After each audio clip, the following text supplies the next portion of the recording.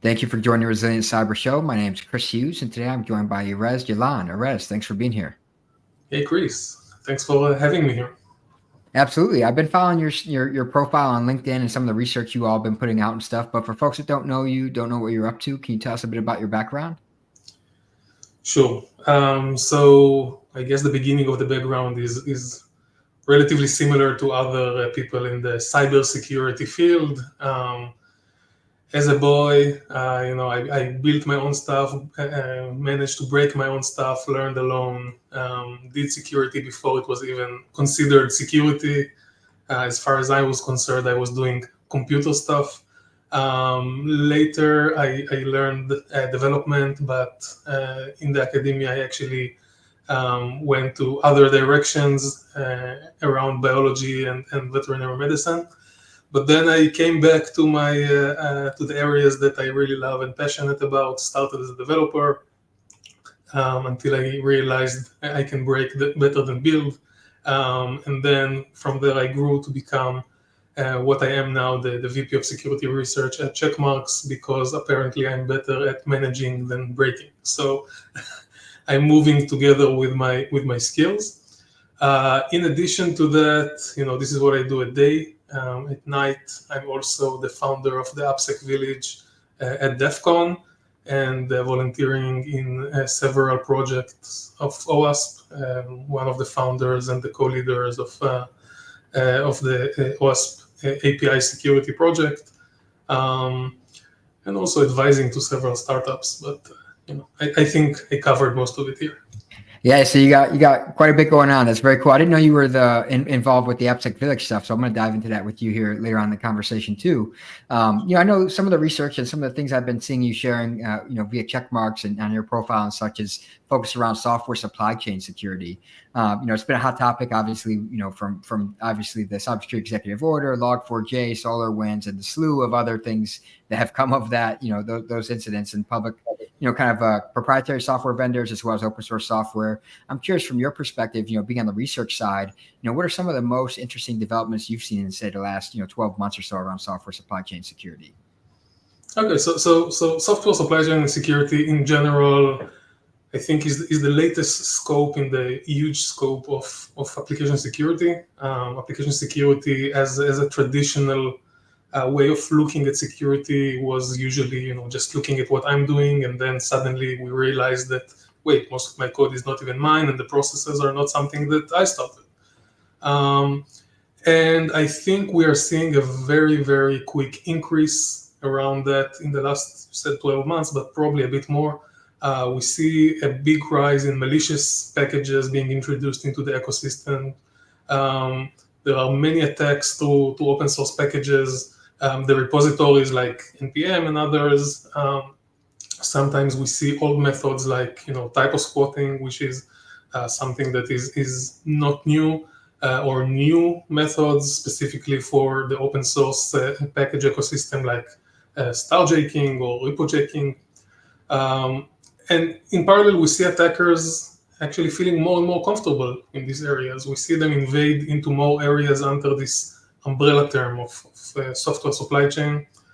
The popularity of these attacks really grow.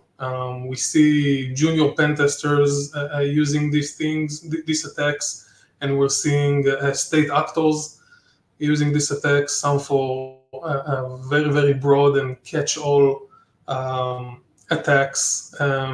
And some of them are very sophisticated, very narrow, aimed at a specific vector or even a specific target. And to top it all, since we're talking about the last year, you cannot talk about a challenge these days without talking about models, AI, LLMs, generative AI in general. Suddenly we realize that this is going to be a big chunk of what we consider supply chain in software. And these are the biggest, I think, developments, or where our attention as a research group is.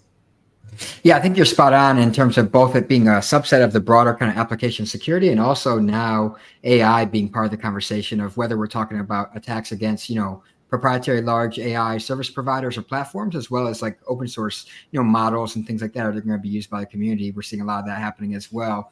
And as you point out, we have seen a lot of different types of attacks, and we've seen guidance come out from vendors like yourself on Checkmarx, as well as like NSA, U.S. government, international governments around the world, efforts by OpenSSF and others. How do you think we're doing in terms of addressing the software supply chain threats? Do you feel like we're making some progress, or do you think that we're struggling to keep pace with the adversaries on this front, given it's such a vast attack surface with so many different type of techniques that they can use?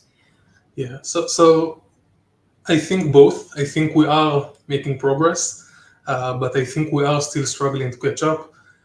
As you said, there is increased focus on open source security and on software supply chain security in general. I think that the industry really understands now the risk of relying on these areas. Some of it is because of the attacks that you mentioned, SolarWinds, Log4j, and others. Some of it is because of guidance that came from CISA and NSA, Biden's executive order. I think that it all culminated into creating new practices of managing open source software. It gave a lot of pressure to adopt SBOM in general, or to, even if not SBOM, to have better transparency to what you have, what you use, and the security that comes with it, or lack of security that comes with it. And I think that what is interesting for me as a person who is more sometimes looking at the community side of things, like open source projects and OWASP and the AppSec village, I think we are finally starting to adopt some sort of ecosystem approach to security. It's no longer, this is mine, this is yours, you need to protect this. If I use this and something happens, you're in fault.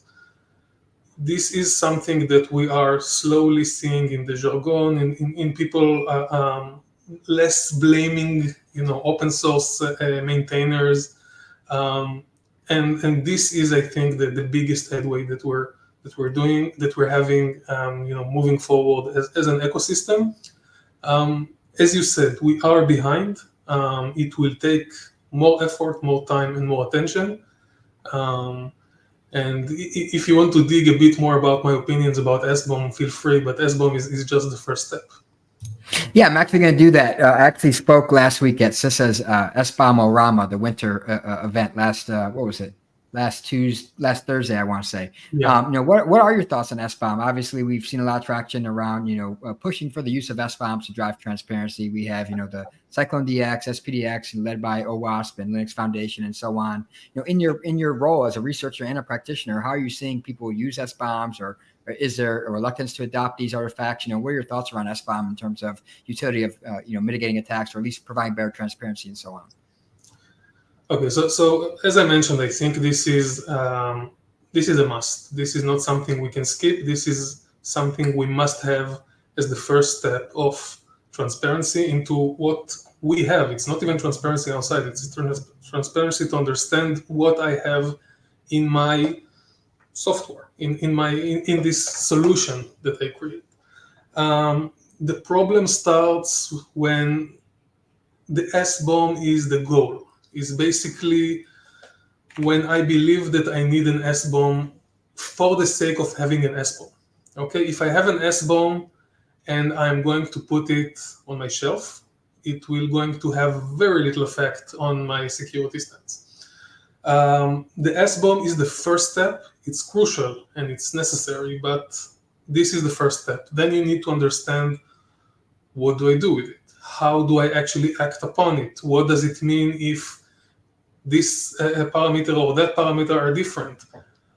How do I translate it into risk, and how do I translate the risk into the business? Because this is eventually the reason for that. So when I ask people if they know what software supply chain is, this is, by the way, a good thing that happened in the last 12 months as well.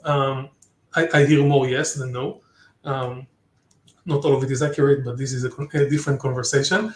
But when I hear yes, and then I ask them, so what do you do with it? And they say, oh, we have an SBOM. Then I pause and I wait for, and we do that with it. So this is still lacking. I think that SBOM, we need to remember it's the tool and not the goal. Also, we need to remember that it causes some sort of over-reliance or sometimes a false sense of security. And I'll explain. I think that SBOM is not enough these days. We see that SBOM is like a good friend from Checkmarx gave this example, and I'm using it a lot now. It's like a list of ingredients. Okay, so you can look at your snack or your bread and see that you have in the bread flour, salt, and water. Okay, this is your ingredients. Seems okay, right? You have no problem doing using that, and then you eat the bread, and then you get a stomachache. What you're missing is the fact that the factory was dirty. The person who knead the dough does not wash their hands, etc. So basically, the SBOM tells you, dude, everything is fine. Go for it. Take a piece of bread. Take this package. Take this software. But we are missing the processes. And if I look at it in the software way, then okay, I'm using SCA and SAST, so I know that my code has no vulnerabilities. I know that I wrote no vulnerabilities and introduced nothing. I'm even using I don't know, Checkmarx a threat API to make sure that I have no malware in my packages. But then maybe I'm using a Jenkins that is malicious. Maybe I have a build command or a hook somewhere that is malicious or vulnerable, and then everything becomes tainted. So this is what I'm saying about, yes, SBOM is necessary, SBOM is good, let's adopt SBOM, let's not over-rely on it, or let's go to the next level, let's create the complete SBOM. This is an idea we're playing with, to create a C SBOM, like a complete SBOM, to have not only assets but processes. Maybe one day, who knows?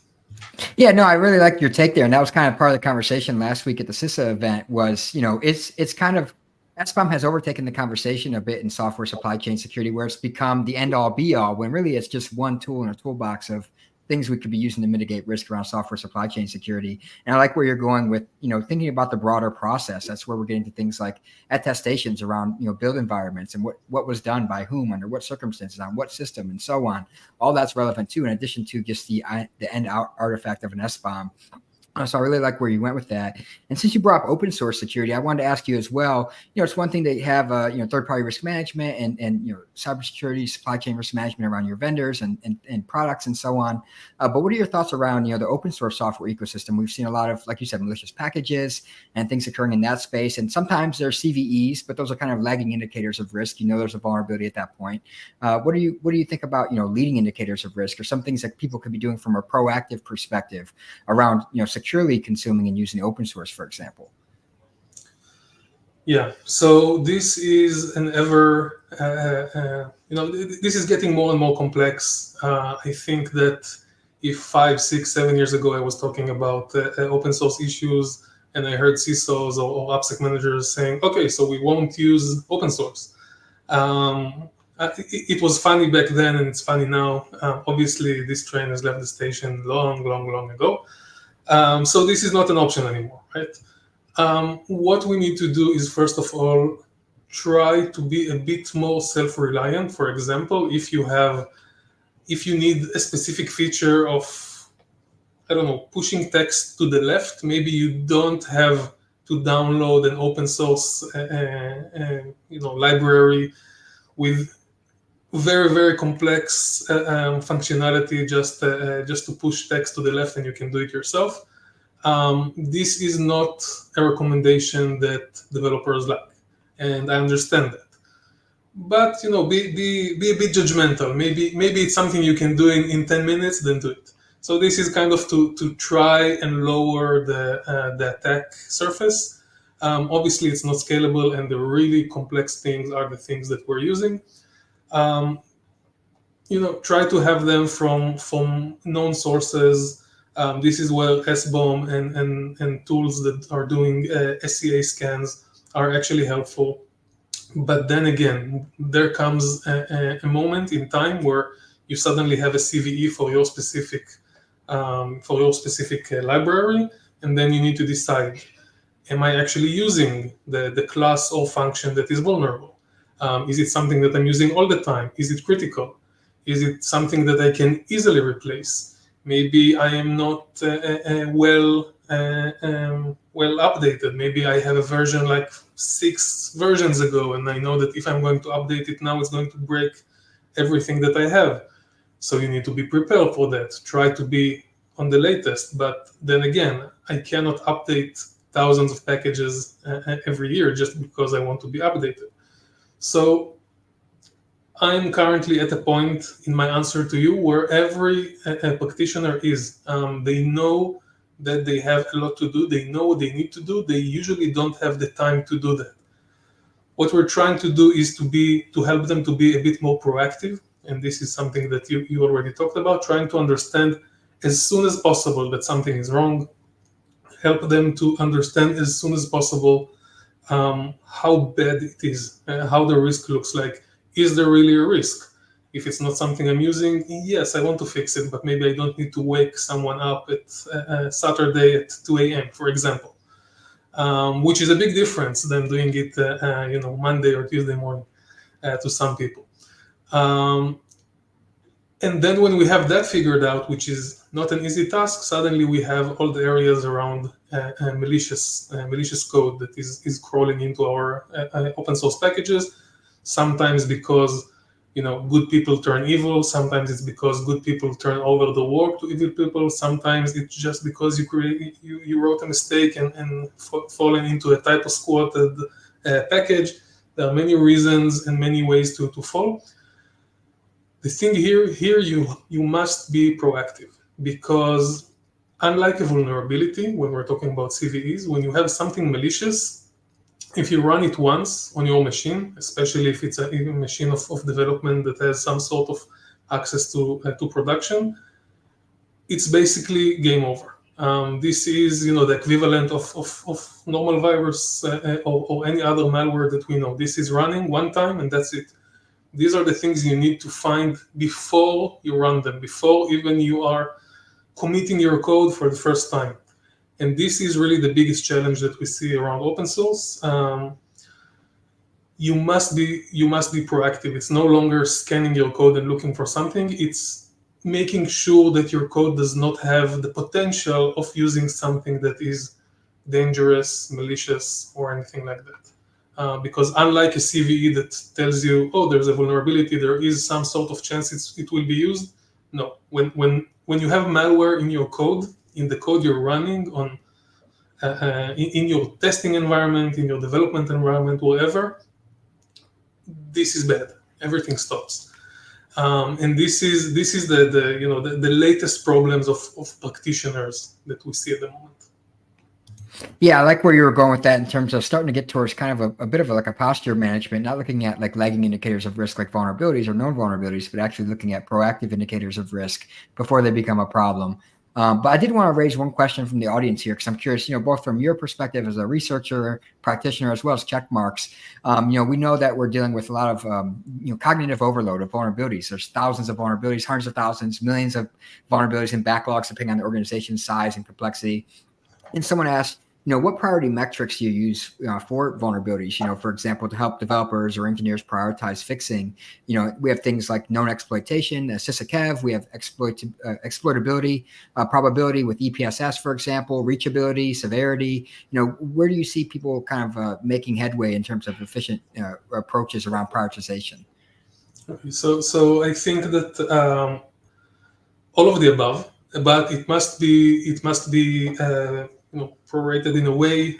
Sometimes some things are heavier, and this is a bit subjective. You need to have the context. So first and foremost, I believe that understanding how relevant this CVE is to your code, I think is necessary. What we do in our platform, since we have both SAST and SCA, we have what we call an exploitable path. Other vendors call it reachability, and the reason we call it an exploitable path is because it's very specific. This is our way to tell you, look, this is not only a CVE, a known CVE, you are using it here, specifically here. You can see that you're using it. You should know that you should not use that. This is one thing. All the rest of the things you said, the EPSS and the KEV and all those, these are a bit more secondary to understanding the criticality of what you have. I mean, if you have, I don't know, a CVE 10 and you're looking at it, and this is only on an isolated server that is showing you the menu of the cafeteria, do whatever you want, basically. If it's a CVE that is even lower, but this is for your internal IP, and then the most important thing, even if it does not have a known exploit or something like that, you probably want to get there. If you have so many things that you need to order or to filter, because of something is very critical, then yeah, you can use all those. I think all of them are good. They're good enough. They're good indications of where to start. Okay, but basically it's the criticality that wins every time, because the rest are just parameters to make it a bit higher or a bit lower. Basically, if it's critical, you need to handle that, and if you know that it's touching your code, or you're activating, you're actually using in production the class or the file that is problematic, you need to take care of that.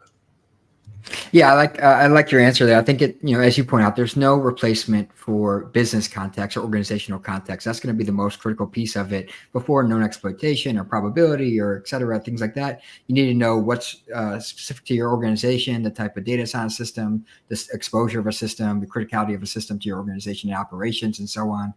So I think you're spot on. I wanted to ask you too, it's one thing to get ahead of things like we talked about with posture and so on, but incidents are inevitably going to happen.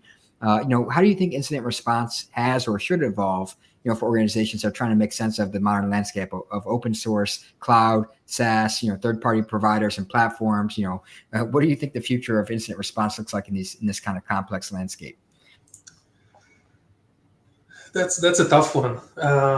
That's a tough one because I think that no one really has a silver bullet yet. The good news is that we're not looking for a silver bullet anymore.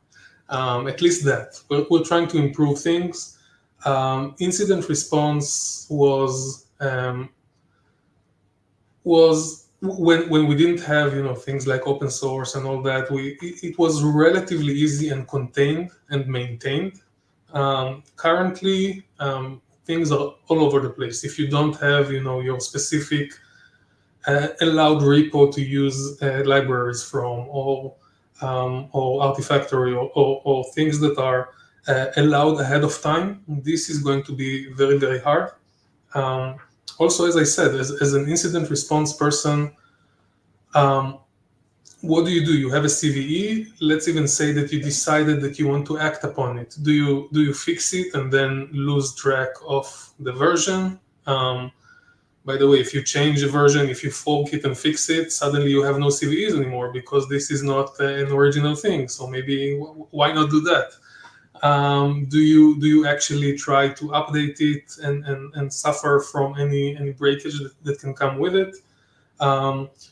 These are the things that we see, and then you add to that suddenly the same team that is doing application security and that kind of incident response, suddenly they have the areas of malware, and this is what I mentioned before. Well, a simple scan suddenly tells you, listen, you've been using a package that someone flagged as malicious. This is something you need to stop right now and do something, and this throws us into the era of malicious things in our application security.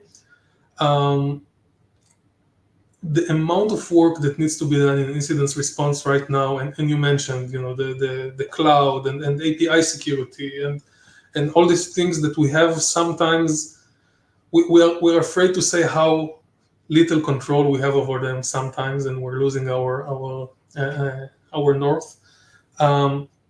This moves us more to the area where we must commit to proactive understanding of what we have. And again, it brings us kind of close to the SBOM thing, but It needs to be all around, all across. I need to understand what's going on ahead of time. I need my developers to understand the risks. This is not happening at the moment. I don't see anything beyond, developers need to do the OWASP top 10 every year, once a year, right? I don't see anything around supply chain. You talk to developers sometimes, and they're amazing, and you try to explain what supply chain means, and they say, listen, there was supply chain since forever. Since there was supply, and then you need to tell them that, yeah, but in software, it's like you're telling I don't know, an airplane manufacturer that usually brings the I don't know, wheels from Japan, engine from the US, windows from Germany, and then they walk in the street and someone goes to them and say, look, I have an engine for you. Take it, use it in your airplanes. And then you say, okay, is it good? And then they answer, of course, it has 5,000 thumbs up or stars. And then you say, okay, I'll use it. Obviously, it makes us smile, but this is the disaster that is open source security at the moment, or supply chain, or software supply chain. And as soon as developers understand that, they understand that they need to be worried before something happens. What is this package? What am I doing here? Do I need to tell someone? Do I need to talk to the security people in my team to understand if this is something that makes sense? Do we have the right tooling for that? Do we have the right scans for that? And it all comes to proactive understanding of what might happen. And you cannot plan towards what might happen if you don't know what you have, and your developers, DevOps, CloudOps, are not educated around that. This is by far the biggest thing you can do for your company. Yeah, it's a bit ironic in the sense that, software asset inventory has been like a CIS critical control for decades.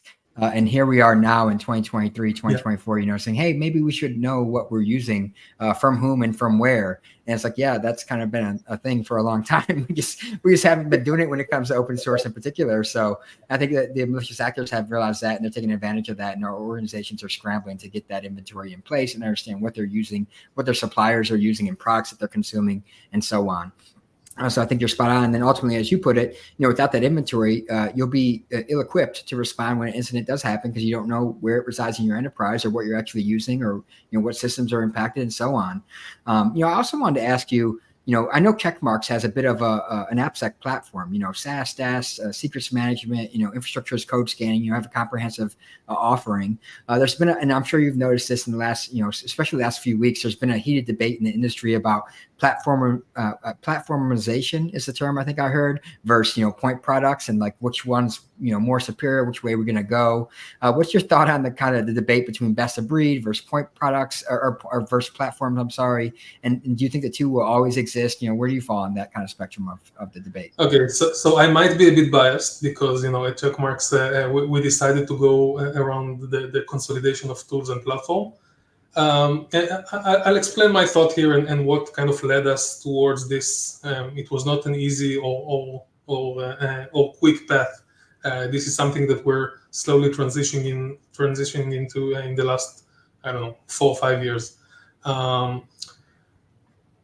So we have let's talk about the how comfortable it is. Okay, this is kind of, for me, it's the lowest reason to move to a platform, but it's comfortable. You have everything in one place. One touch of a button runs everything. You have all you have a unified dashboard. You have everything aggregated in one place. That's nice. You have only one invoice per time period. You have one vendor. When I talk to customers sometimes, or to prospects, and I ask them how many vendors they have to protect one piece of software or one solution, I get answers between 5 and 17. This is, I think that the record was 17. This is not fun at all. It's not fun also for the AppSec teams, for the security teams. Security fatigue is a real thing, and it works even only on one report. So try to take that 10 or 15 times a month. So basically, it's just more comfortable to many teams. I think that the smart part here, or at least the platform we're building, is what we call fondly fusion.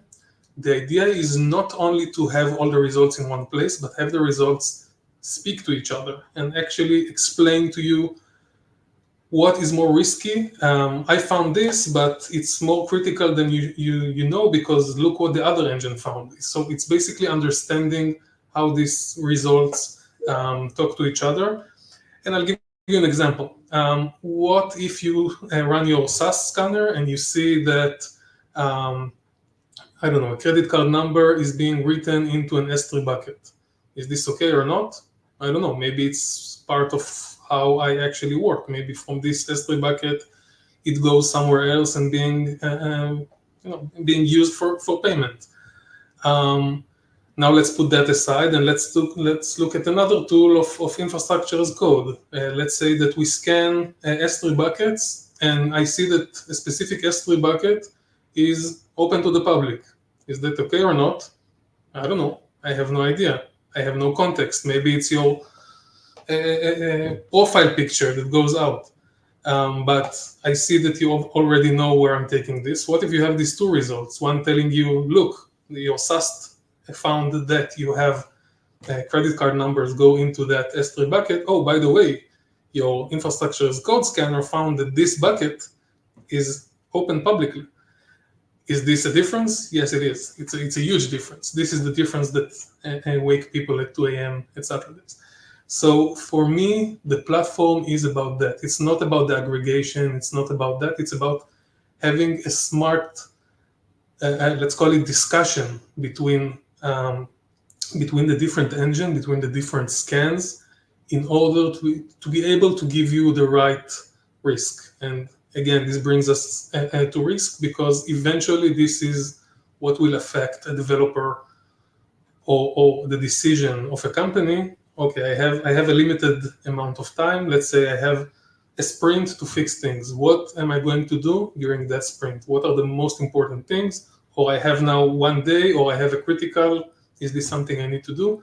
And eventually, when you have the entire picture, people say shift left, shift right, shift everywhere. For me, shift everywhere is the right way, but I look at it more as take a step back, actually, shift back. Take a look at the entire thing, your entire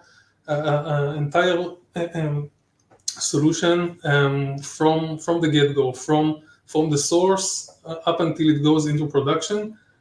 Have the context of what's happening there. And having a platform is basically giving you that context that many times is missing in products or scanners that are looking at very, very narrow scopes, no matter how good they are. Yeah, I mean, I think you make some super valid points that are hard to argue with. Like, some may argue for point products are best of breed, but we talked about the criticality of context throughout the conversation. And without having all those tools kind of bring together that insight and be able to see findings from one another and add context to what's actually important, it's going to be hard to make sense of what you need to prioritize. And then furthermore, as you point out, teams are struggling with cognitive overload. Everyone knows that cybersecurity teams typically are understaffed, under-resourced. They might be struggling to kind of just keep up with the landscape. Having that consolidated platform that bring all that together, provide context, is an incredibly value-added activity, in my opinion. So I think you have a lot of valid points right there for the platform play. So I wanted to ask you as well, you focus a lot, not only on the practitioner side of things, but you do a lot of work around research, both on AppSec and software supply chain security at Checkmarx. I'm curious, from your perspective, from your team and so on, how do you guys determine what to focus on from a research perspective, what to share with the community versus customers only? How do you kind of navigate that decision and where to focus your attention to from a research perspective? Okay, so from the where we put our focus, that's not something I can easily define, but it's something we just do. I mean, I think that what I like about the research group that we kind of built here is that we are we're trying to adopt the attacker mindset, and this is kind of the perspective of an attacker when we're looking at technology.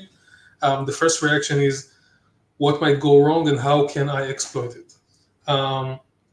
So I think that this perspective, while still being connected to what's happening out there, exploits, breaches, and all the things we hear and see, this is kind of paves the way towards where we want to be, where we want to put our research. Um, you ask what we share. So first of all, everything that is dangerous to the public, we share publicly as soon as possible. We're not holding back anything. We have a lot of cooperation with GitHub and other repos, npms, PyPy. Every time we find something that should not be public, we report. And this is almost immediately, even before we start, doing our own whatever PR, marketing, pushing it into the product, whatever. This is the first thing we do. This is our obligation. This is not negotiable. This is something that we must do. What our customers have, and you ask what goes publicly and what just our customers gain, is this time between when we report something and when it's actually removed.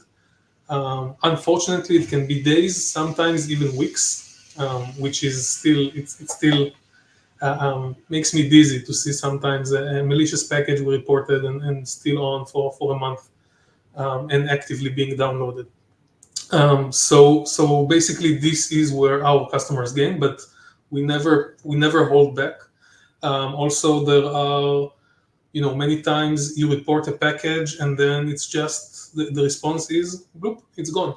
You cannot you cannot research it, you cannot look at it anymore. So we hold that trail of evidence. We've actually been approached several times by security agencies asking for our help with looking at specific code snippets. So this is something we do and contribute. We do a lot of trying to increase awareness. This conversation is part of that, but we're going a lot. We're writing blogs, which you can find on our checkmarx.com under the blogs area. We have very, very interesting researchers coming every now and then. And we're trying to share as much as we can. Most of our tools have some sort of open source version. Many of them start as open source. We love the community, and if it's not something that we want, to have only for our paying customers, this is something that we usually push towards open source. It works very, very well.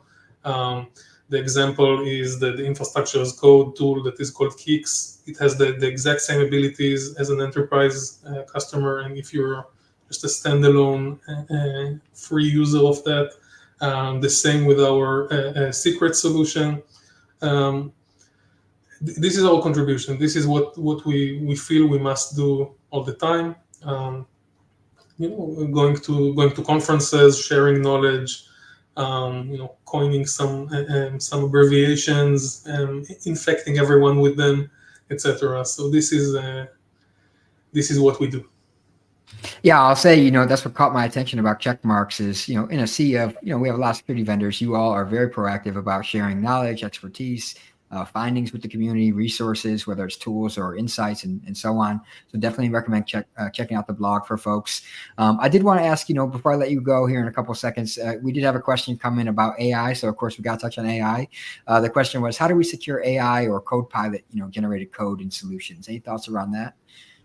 Yeah. Okay. So first of all, I touched a false sense of security in a different area. This is the same thing. So first of all, we need to understand that the same way we don't necessarily trust copy-pasted code from anywhere on the internet, Copilot is the same. So this is kind of the understanding of Copilot does not make your code more secure, it makes it quicker. By the way, there are some researchers out there by academia and serious people, not clowns like me, that actually say that the level of security in the code, in auto-generated code and AI-generated code is lower. So just remember that. Just remembering that is probably one of the biggest things you can do for your code. The second thing is if you're using tools like SAST or anything that scans your code, most of them, at least the big tools, should be able to don't care where the code came from. Okay, so if Copilot wrote bad code, it should be flagged as if John Doe created that code. It shouldn't be a problem. I think that the biggest risk when we're talking about AI security is in the use of models. Currently, we need to start looking at different LLMs, AI models for different things as a black box. They are a black box. And the same problems we have with open source and not really knowing what's going on inside. Of course, you can check that, but not necessarily you do that. So take that times 1,000, because now you don't even see what's going inside. This is a real black box. This is completely obscure. And this is something we're going to need to address as a security ecosystem in general. And we're already starting to see different types of attacks. Again, I invite everyone to go to our blog and see some cool stuff we did, and we're working on more. Usually the next step is to work on securing those. And there are also, some common issues of, it's called hallucinations of ChatGPT, for example, when ChatGPT basically makes a mistake. It's nice hallucination, but basically it's a mistake and gives you some sort of library that is not necessarily, secure or even benign. So this is also some scanning plugins that we're working on to make sure that what you're getting, the information you're getting from ChatGPT, is relatively clean. But this is our biggest race at the moment, I think. The technology is way, way ahead of us. Yeah, you raised a couple good points, in my opinion. I think are spot on, and we've had other folks from AI security experts on the show. And one is that you talk about the productivity gains of these AI generated code tools. But if this is insecure code, it's just going to expedite the development of insecure code at scale, which could mean more problems for us on the prioritization and remediation and incident response and so on side of things that we've talked about already. And then, as you point out, on the model side of it, it's kind of the anti-approach of transparency, because in many cases we don't know what data was used to train the models, and that's kind of the opposite of what we're pushing for with software transparency. So I think you're spot on in both regards in that front. So I want to ask, aside from the blog, I talked about, Checkmarx puts a lot of great resources, tools, and so on out there. Where can folks go to learn more, whether it's software supply chain security, AppSec, aside from the blog, industry events and so on, where are some things people should keep an eye out for from both the research side and, Checkmarx in general? Okay, so what we're doing is releasing all of our interesting research around the blog, the URL you show. In addition, I think that everything around application security is currently managed very well under the umbrella of OWASP. The people who are using OWASP as guidance, and I'm not talking only on the top 10s and all that. There are some very, very nice checklists, white papers, do's and don'ts around specific things. It goes all the way from threat modeling in the beginning until incident response and playbooks for CISOs, etc. So I think this is a very good place to have some documented help. And also, learning the dark side always help you to be prepared for a rainy day. I specifically love DEF CON and B-Sides. I think these are the two more hacker-oriented, areas of learning some new things. OWASP also have some very nice days and meetups all over the world, and two big global events also a year. And as I said, if I can, with my shameless plugin, the AppSec Village that was in the past only part of DEF CON, is now also part of RSA. So if you're joining RSA, although it's a bit more suit and tie event, you still have the attacker perspective, hands-on area of the sandbox at RSA, where there are several villages. One of them is the AppSec Village. And just open your mind. There are so many places, so many things to learn. I think it is really endless. Yeah, well said. There's a lot of great resources, not just the blog, but as you talked about, RSA, B-Sides, DEF CON, AppSec Village. So folks definitely check out that blog, get involved in these events, see what adversaries are doing from an adversarial perspective and learn from that, like he just said there. That's it, Erez. Thanks so much for tuning into the show today and joining us, and thanks to everyone who listened in. It was a pleasure. Thank you.